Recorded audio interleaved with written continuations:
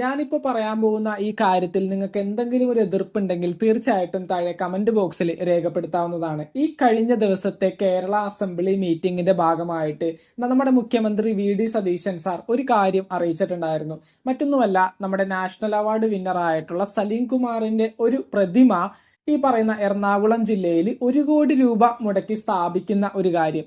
1 കോടി രൂപ മുടക്കിക്കൊണ്ട് സലീം കുമാറിന്റെ ഒരു പ്രതിമ സ്ഥാപിക്കുന്ന കാര്യം ഈ പറയുന്ന ക്യാബിനറ്റ് മീറ്റിംഗിന്റെ ഭാഗമായിട്ട് അറിയിച്ച സമയത്ത് ഏകദേശം ആ ഒരു കാര്യം തീർപ്പാക്കിയിട്ടുണ്ട്, സാങ്ഷൻ ആയിട്ടുണ്ട്. അപ്പോൾ ഈ ഒരു പോസ്റ്റും വീഡിയോസ് ഒക്കെ ഇപ്പൊ യൂട്യൂബിലും മറ്റ് സോഷ്യൽ മീഡിയ പ്ലാറ്റ്ഫോമുകളിലൊക്കെ വരുന്ന സമയത്ത് ജനങ്ങൾ പോസ്റ്റിലൂടെയും ഒത്തിരി കമന്റ്സിലൂടെയും പറയുന്ന ഒരു കാര്യമാണ്, 1 കോടി രൂപ മുടക്കിക്കൊണ്ട് സലീം കുമാറിന്റെ പ്രതിമ സ്ഥാപിക്കേണ്ട ആവശ്യമുണ്ടോ?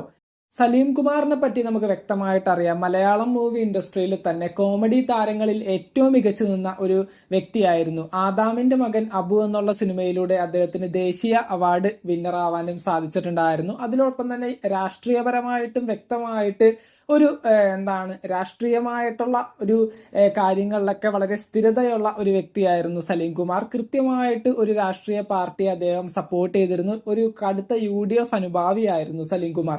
പണ്ട് കോളേജ് വിദ്യാഭ്യാസത്തെ കാലം തൊട്ട് തന്നെ UDF സർക്കാരിന്റെ വ്യക്തമായിട്ട് അനുകൂലിക്കുന്ന ഒരു വ്യക്തി കൂടിയാണ് സലീം കുമാർ. വി.ഡി. സതീശൻ മുഖ്യമന്ത്രി ആവുന്നതിന് മുമ്പും മുഖ്യമന്ത്രി ആയതിനു ശേഷവും അദ്ദേഹം പങ്കെടുക്കുന്ന എല്ലാ മീറ്റിങ്ങുകളുടെ സ്ഥലങ്ങളിലും ഒരു സജീവ സാന്നിധ്യമായിരുന്നു സലീം കുമാർ. എന്തൊക്കെയാണെങ്കിലും അദ്ദേഹത്തിന്റെ അന്തരം എല്ലാ മലയാളം മൂവി ഇൻഡസ്ട്രിക്കും മലയാളത്തിലെ ഓരോരോ സിനിമയെ ഇഷ്ടപ്പെടുന്ന ജനങ്ങൾക്കും ഒരു തീരാ ദുഃഖം തന്നെയാണ്. എന്നുണ്ടെങ്കിൽ തന്നെ 1 കോടി രൂപ സ്പെൻഡ് ചെയ്ത് ഒരു ശില്പം സലീം കുമാറിൻ്റെതായിട്ട് എറണാകുളം ജില്ലയിൽ സ്ഥാപിക്കുന്നതിനെ ബന്ധപ്പെട്ടുകൊണ്ട് ജനങ്ങൾക്ക് അതിനോട് വലിയ താല്പര്യമില്ല എന്നുള്ള രീതിയിലാണ് പോസ്റ്റിലും കമന്റ്സിലൂടെ നമുക്ക് മനസ്സിലാക്കാൻ സാധിക്കുന്നത്.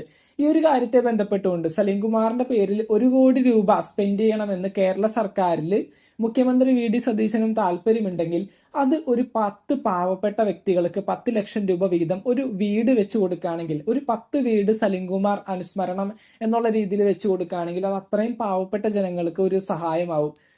അതുപോലെ തന്നെ ക്യാൻസർ ബാധിതരായിട്ടുള്ള രോഗികളെ സഹായിക്കുന്നതിലൂടെയും സലീം കുമാർ അനുസ്മരണം എന്നുള്ള രീതിയിൽ ഈ ഒരു പണം ചെലവാക്കാനായിട്ട് സാധിക്കും.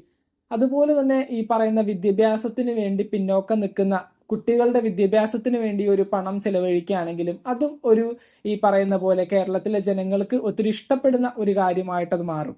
അതുമല്ലാതെ ഓപ്പറേഷൻസ് ഒക്കെ ചെയ്യാനായിട്ട് പണമില്ലാതെ നിൽക്കുന്ന പാവപ്പെട്ട ജനങ്ങൾക്കും അവരുടെ ഓപ്പറേഷനും കാര്യങ്ങളൊക്കെ ചെയ്യാനായിട്ടും ഈ ഒരു പണം നോക്കിയിട്ട് ചെലവഴിക്കുകയാണെങ്കിൽ 1 കോടി രൂപയോളം വരുന്ന ഈ ഒരു പണം ചെലവഴിക്കാൻ സാധിച്ചിട്ടുണ്ടെങ്കിൽ അത് ഒത്തിരി പേരുടെ ജീവൻ രക്ഷിക്കാനും UDF സർക്കാരിന് സാധിക്കും. അപ്പൊ സലീം കുമാർ അനുസ്മരണം എന്നുള്ള രീതിയിൽ ഇത്തരത്തിലുള്ള കാര്യങ്ങൾ കേരളത്തിൽ പ്രാവർത്തികമാക്കാനായിട്ട് ശ്രമിക്കുക എന്ന് മാത്രമാണ് എനിക്ക് പറയാനായിട്ടുള്ളത്. ഒരു ശില്പം കിട്ടിയതിലൂടെ നമുക്കതിലൂടെ 10 ജനങ്ങൾക്ക് ഒരിക്കലും ഒരു സന്തോഷമോ അവർക്കൊരു ഉപകാരമോ ഉണ്ടാവില്ല. സലീം കുമാറിനായിക്കോട്ടെ, അദ്ദേഹത്തിന് ഈ പറയുന്ന പോലെ വലിയ ആഡംബരങ്ങളോട് താല്പര്യമില്ലാത്തൊരു വ്യക്തിയായിരുന്നു. ഈ പറയുന്ന സലീം കുമാർ അന്തരിച്ചതിന് ശേഷം അന്ത്യോപചാര ചടങ്ങുകൾ പോലും വേണ്ട, അതായത് സഞ്ചയനം, അടിയന്തരം അത്തരത്തിലുള്ള ചടങ്ങുകൾ പോലും വേണ്ട എന്നുള്ള രീതിയിൽ പറഞ്ഞിട്ടാണ് അദ്ദേഹം പോയത്. എന്റെ പേഴ്സണലി എനിക്ക് അറിയുന്ന ഒരു വ്യക്തി കൂടിയാണ്, ഞങ്ങളുടെ അകന്ന ഒരു ബന്ധു കൂടിയാണ്. അപ്പൊ എനിക്ക് അവരുടെ പേഴ്സണൽ കാര്യങ്ങൾ അത്യാവശ്യമൊക്കെ അറിയാം.